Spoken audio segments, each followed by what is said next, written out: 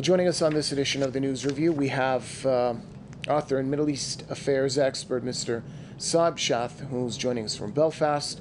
Also, we have Director of Center for Muslim Affairs, Jahangir Mohammed, who's with us from Manchester. Gentlemen, welcome to the program. Let's start off with Mr. Saeb Shaath in Belfast. Please give us your thoughts on the ongoing Israeli violence against Palestinians. We have the illegal Israeli evictions that were met by protests by the Palestinians. The Israelis have answered with deadly force.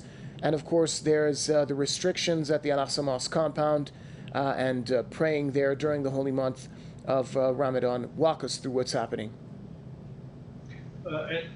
Summarize it in the title for this, I'll give it. It's the assertion. This is battle of assertion of the identity of Jerusalem and the holy sites, the Muslim holy sites and the Christians holy sites, and there as an Arabic territory. Whatever the United States of America promised or signed deeds for, you can sign and see over 100,000 Palestinians insist to pray in Al-Aqsa Mosque and its surrounding to prevent, according to the Zionist press reports themselves, over 30,000 extremist Zionist settlers coming to storm Al-Aqsa Mosque in an imitation of what Ariel Sharon did in the year 2000, which is triggered the second armed Al-Aqsa Intifada. And we remember how that kind of the armed Intifada shocked the Zionist entity and the United States of America to the core.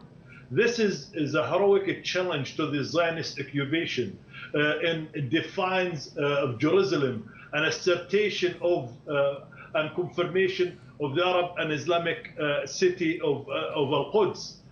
This is to erase all what is being done by the Arab reactionaries, Trump and his son-in-law Kushner, and the silence of the new American administration, Biden administration, over what's going on in Jerusalem, which is in cahoot with the Zionists on this, and wanted to affirm the status quo. So the Palestinians took to this struggle, and the struggle we can see it's united the forces of the armed resistance in Palestine and the Gaza Strip and in the Palestinian in 1948 areas, which they call it quote unquote the Zionist entity call it Israel. All of the Arab communities in 1948 Palestine erupted.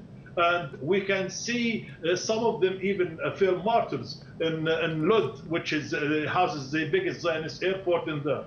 A youth is being killed by the Zionists yesterday, and 2 injured Palestinians in Lod. This can show the unification of the Palestinian masses and to assert their identity. This is a new stage of a new way, which you can see, as I said, the unification of the armed struggle, the popular struggle against the Zionist entity. The Palestinians are adamant to defeat the Zionist entity in the heart of Jerusalem.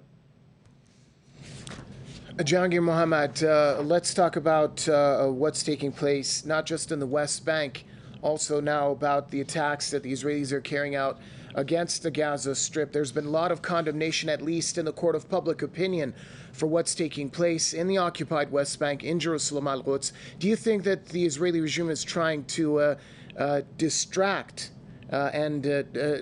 attention from what's taking place in the occupied West Bank by now launching these attacks against the besieged people in Gaza?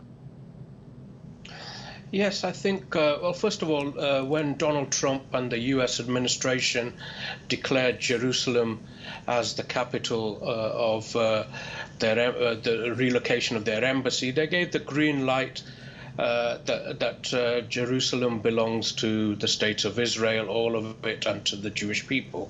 So these statements have been made clear. It was a green light for all the colonial occupiers, so-called settlers, to carry on with their plans to take over Jerusalem and to take over control of the site of Al-Aqsa compound.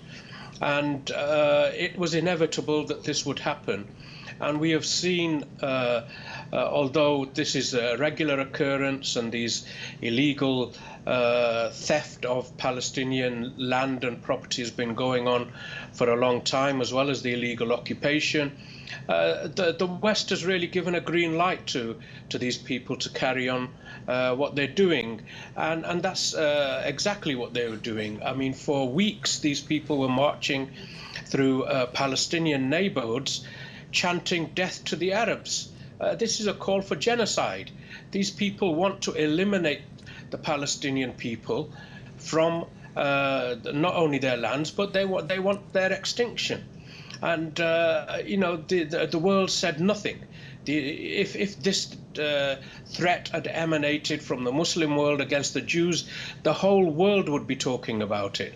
And the Palestinian people decided that they weren't going to accept this, and once again they resisted theft of their land and properties and stood up against it. And the settlers, backed by the Israeli army, tried to occupy Al-Aqsa, and that was met back. And of course, they've now started on Gaza, and this is an attempt to deflect, really. And you know, nobody reported really in the mainstream media all the things that were going on, apart from clashes. And suddenly, now Israel is under attack by Hamas in the mainstream media. So this is a clear attempt at deflection and taking the world's attention away from what's happening in the West Bank. But the Palestinian people have also decided collectively in Gaza and the West Bank, the occupied territories, that they are going to resist. They are not going to surrender their rights and their properties, no matter how powerful Israel is, no matter how powerful the states that back it are. The Palestinian people have stood firm for over 70 years in their resistance. And you know, these are occupied territories and by the state of Israel, and the United Nations and the world community does nothing. The responsibility for what happens in lands of occupation rests with the occupier, and therefore Israel has to be held to account for its crimes against humanity. But not just Israel. We have Jewish groups around the world, pro-Israeli Jewish groups, who fund and finance these illegal settlements. It's high time that in the Western world legal action was taken by Muslims against these groups for the theft and the crimes that they have committed. The Muslim world can no longer be silent.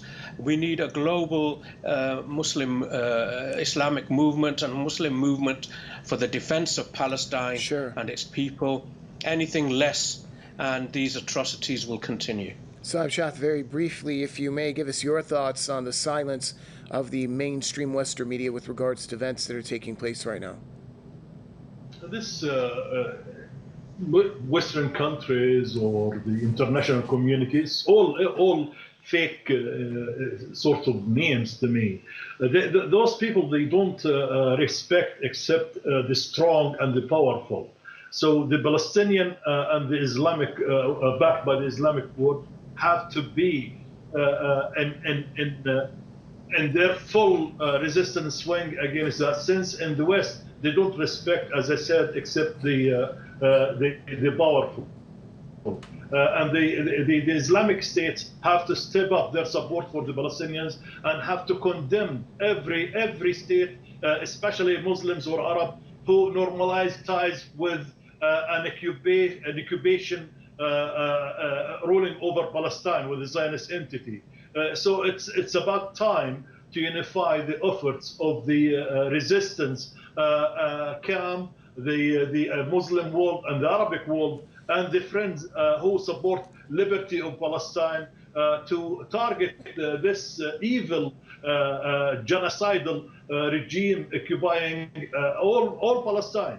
And we can see the Palestinian people themselves in many pictures and video clips showing Palestinian within 1948, taking down these entities' flags and replacing it with the Palestinian flags.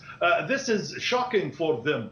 And the other side of that, even their la crème de la crème, or the state of art, the Iraq, which is, they call it the Doom, which is target the rockets coming from Gaza, it failed in the Palestinian barrage of rockets, which 7 of them hit Jerusalem and some Zionist installation in Jerusalem. Indeed. And just 2 weeks ago, we remember the Syrian rockets landed beside the Dimona nuclear reactor in Palestine. So they are in an awkward position, the Zionist entity. So they have to at least now to bow down to the Palestinian resistance and to leave Jerusalem alone. Otherwise, mayhem is waiting them. Okay, I'm going to have to jump in there now. Thank you for your thoughts, Mr. Saeb Shaath, joining us from Belfast. Also, thanks to Jahangir Mahmood speaking to us from Manchester. With that, it brings us to an end here on this edition